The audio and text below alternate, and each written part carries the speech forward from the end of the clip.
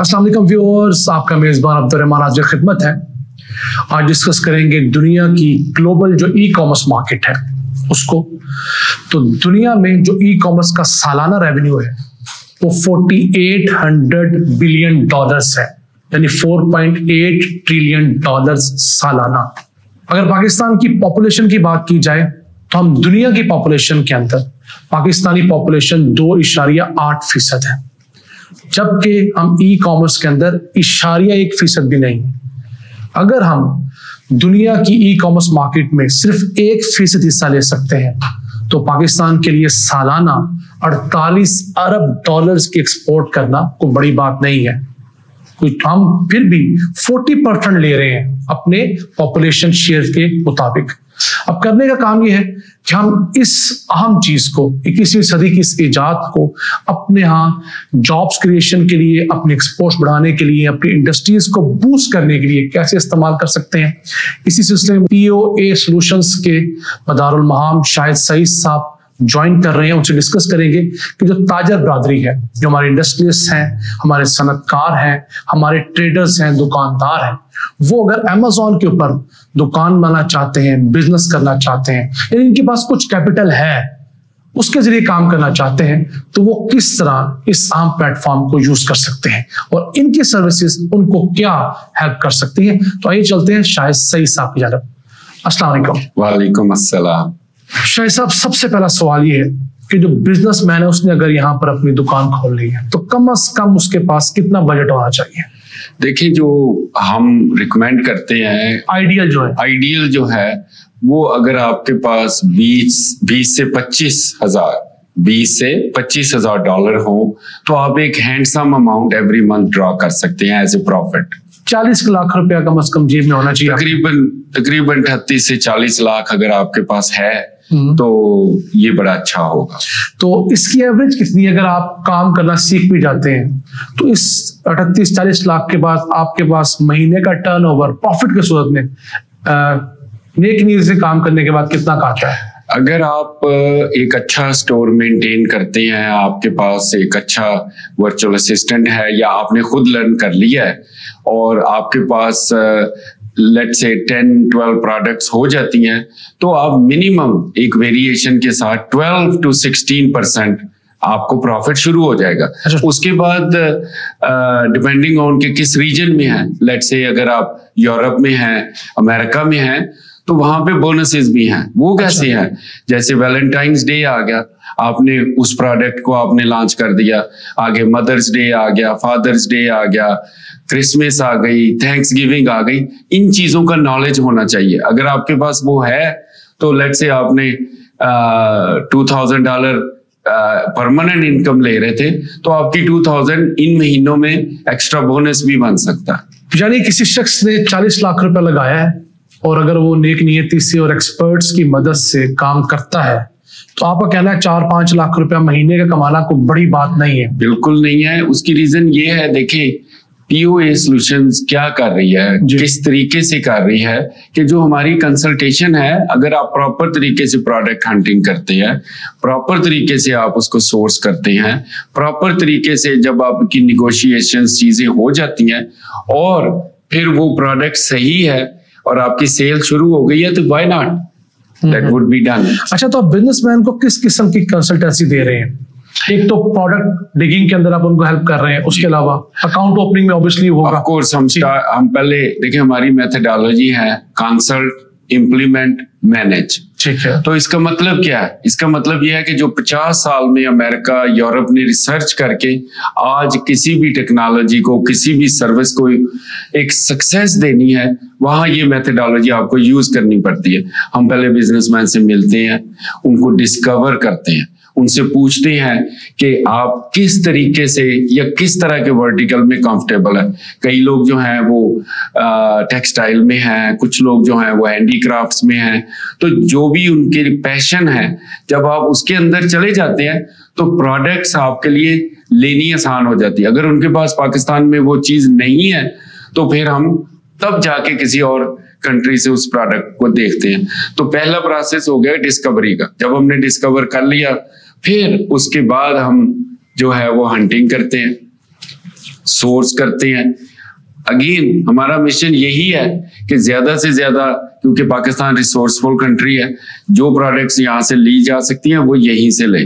जब वो भी आपका काम हो गया, नेगोशिएशंस भी हो गई, आपका ऑनलाइन स्टोर पहले से बना हुआ है, अब आपने उसको लिस्ट कर दिया, इस सारे प्रोसेस को मिनिमम 3 से 4 मंथ लग जाते हैं। लेकिन जो ही आपका ये काम होता है उसमें ब्रांडिंग भी होनी होती है। आपका जो ब्रांड है वो अगर अमेरिका में कर रहे हैं तो नॉर्थ अमेरिका में आपको रजिस्टर कराना पड़ेगा, तो वो सारे काम भी हम करते हैं। यानी कि आपके पास आने के बाद जो अर्निंग स्टार्ट होगी वो 4-5 महीने के बाद स्टार्ट होगी। जो बिजनेसमैन, हाँ, ये ध्यान रखना चाहिए, ये आपको ज़हन में रखना पड़ेगा। और जो स्टूडेंट्स हैं उनको भी 4-6 महीने तो लगेंगे। इतना टाइम देखिए, आप ट्रेनिंग ले रहे हैं और ट्रेनिंग खत्म करेंगे, ट्रेनिंग के दौरान हम उनको एक प्लेटफॉर्म भी बिल्ड करके दे रहे हैं, अपवर्क्स या फाइबर या एंटरप्रेन्योरशिप की सारी जो चीजें उनको स्टैंड अप करेंगी, ताकि जब वो ग्रेजुएट हों तो ये ना सोचें कि यार मैंने कोर्स कर लिया, अब मैं क्या करूं, हवा में हूं मैं, हवा में नहीं। अच्छा मुझे बताइए, पाकिस्तान में जो मौजूद इंडस्ट्री है उसकी एक बड़ी तादाद अभी तक ऑनलाइन नहीं गई।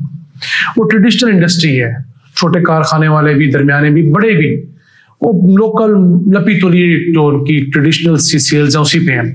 तो उन सनतों के लिए आपके पास क्या ऑप्शन है? देखिए, हमने बहुत जो मैन्युफैक्चरर हैं उनके साथ मिल रहे हैं, मीटिंग्स कर रहे हैं, और बहुत सारे हमारे ऑलरेडी क्लाइंट्स बन गए हैं जिनकी प्रोडक्ट्स यहाँ से पहले भी जा रही थी, यूरोप भी जा रही थी, अमेरिका भी जा रही थी, लेकिन they had a middle man. बिल्कुल, जो ही उनको अंडरस्टैंडिंग आती है कि what is e commerce, why we should do this, तो वो फौरन से पहले, जब उनको देखे, हर बिजनेसमैन का, हर मैन्युफैक्चरर का एक बड़ा गोल तो प्रॉफिटेबिलिटी है। बिल्कुल, उनका बड़ा गोल तो यही है कि ज्यादा से ज्यादा हम आगे जा सके। जो ही ई कॉमर्स को वो अंडरस्टैंड करते हैं तो वो इस तरफ जाना चाहते हैं। लेकिन आपने कितनी अच्छी बात की अपनी ओपनिंग में कि अगर 1%, मैं कहता हूं अगर 0.5% भी हमारे जो ट्रेडिशनल बिजनेसमैन है वो एटलीस्ट वर्कशॉप लेना शुरू करें, एटलीस्ट इसको अंडरस्टैंड करना शुरू करें। हम शुरू में फ्री कंसल्टेशन दे रहे हैं, उसके कोई चार्जेस नहीं है कि वो आए, हम उनको बताएंगे कि ई कॉमर्स क्या है। अभी मेरी चैम्बर ऑफ कॉमर्स से बात हो रही है, हम उधर भी जा रहे हैं, वहां जितने बिजनेसमैन रजिस्टर्ड हैं हम उनको वर्कशॉप्स भी देने जा रहे हैं, हम उनके साथ डिफरेंट सेमिनार्स भी कर रहे हैं। अच्छा, तो बताइए, इनके वैसे जो पैकेजेस हैं जो बिजनेसमैन के हैं उसकी एवरेज क्या है आपके पास? जैसे आपने तालिब इल्मों का तो बताया, या यंग एंटरप्रेन्योर्स का बताया, 40,000 3 महीने का कोर्स का है, 80,000 6 महीने कोर्स का है, इनका भी कुछ हिस्सा आपने अभी तक वर्कआउट किया है? जी, हमने बकायदा इनके लिए भी जिस तरह का वर्टिकल हो, जितनी प्रोडक्ट्स किसी ने शुरू में लॉन्च करनी है, उस तरह से जब हम फर्स्ट इनिशियल कंसल्टेशन देते हैं तो वो हम उनको पूरी बात बता सकते हैं कि आपका सेटअप फी क्या होगी, एवरेज आपका क्या है, एस्टिमेटेड कॉस्ट क्या है बिजनेसमैन के लिए? जो एस्टिमेटेड कॉस्ट है, आप डायरेक्टली देखने की बजाय अगर आप उसको इस तरह से देखें कि जो सेटअप फी है उसमें आपकी रजिस्ट्रेशन है, उसमें जो नॉर्थ अमेरिका में आपका ब्रांड रजिस्टर होना है, जो भी लीगल वर्क है वो सारा अगर डालें तो तकरीबन 3-3.5 लाख रुपए आपके बन जाते हैं, और ये 1 टाइम है। और इसके अंदर जो वर्चुअल असिस्टेंट है वो आप देते हैं फिर?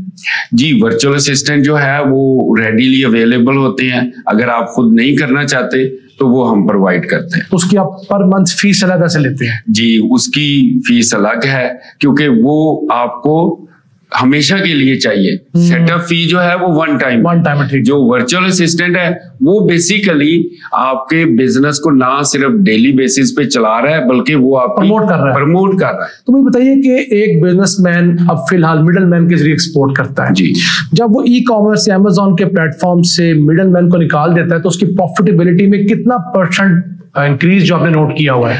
तकरीबन मैंने देखा है कि एटलीस्ट 7 से 12% उनको फौरन प्रॉफिटेबिलिटी बढ़ जाती है। अच्छा, अगर आप देखिए, अभी जो एक रीसेंट एग्जांपल थी, छोटा सा गांव है शेखुपुरा के साथ, वो हैंडमेड ड्रग्स वहां से बनते थे, तो वो लोग पहले लाहौर लेके आए, उधर मिडल मैन, उसने एक और middle man, then it goes to New York, वहां एक और मिडल मैन। तो अगर देखें तो वो एंड पे जाके $5,000 का बिका, लेकिन जब बना था तो वो 1000 से 1500 डॉलर का था।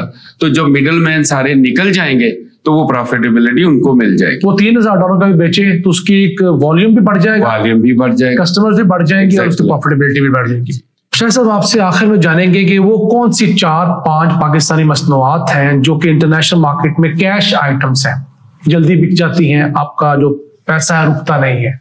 जी, ये मेरे ख्याल में इतना अच्छा क्वेश्चन है क्योंकि पाकिस्तान एक रिसोर्सफुल कंट्री है और पाकिस्तान के लिए हम सबको ये चाहिए कि उन चीज़ों, उन प्रोडक्ट के ऊपर ज्यादा फोकस करें, ना कि हमें किसी और कंट्री, चाइना या कहीं और जाना पड़े। तो नंबर 1 टेक्सटाइल आ जाती है। टेक्सटाइल के सारे प्रोडक्ट्स, ऑलमोस्ट हर जो प्रोडक्ट अगर सही बनी है, याद रखें कंसिस्टेंसी है, अगर आप मॉनिटरिंग सही कर सकते हैं, क्वालिटी जो अगर आपने उसको कर लिया मेंटेन, तो वो ऑलमोस्ट हर प्रोडक्ट आपकी चल जाएगी। आप स्पोर्ट्स को देख लें, स्पोर्ट्स गुड्स जितनी भी हैं वो हमारी फेमस भी हैं, चल भी रही हैं और चलती भी रहेगी। ठीक है। आप हेल्थ केयर में आ जाएं, सर्जिकल इंस्ट्रूमेंट को देख लें। अगर आप कई दफा ये होता है कि हम उनको पूरा भी नहीं कर पाते, उसकी तो आगे मैन्युफैक्चरिंग की बहुत ज्यादा जरूरत है। लेदर जैकेट्स को देख लें, लेदर इन जनरल देख लें, ग्लव्स वगैरह, ग्लव्स देख लें, सूट्स हो गए, ये सब बहुत ही ऐसी परमानेंट प्रोडक्ट्स हैं, अगर आप उनको लेके चलें तो आप बहुत सक्सेसफुल हो। जो पाकिस्तानी नमक है, आया इसकी डिमांड है या ओवररेटेड है? आपको क्या लगता है? दुनिया भर में पिंक सॉल्ट है हमारा। जी, अभी इसकी डिमांड है और ये बढ़ती जा रही है, लेकिन कुछ क्राइटेरियाज हैं जो आपको मेंटेन करने पड़ेंगे। अगर जो भी आप बात कहेंगे कि इससे आपको ये फायदा होगा, इससे आपको ये चीज खत्म हो जाएगी, you have to prove that. इसी के साथ आपसे इजाजत चाहेंगे।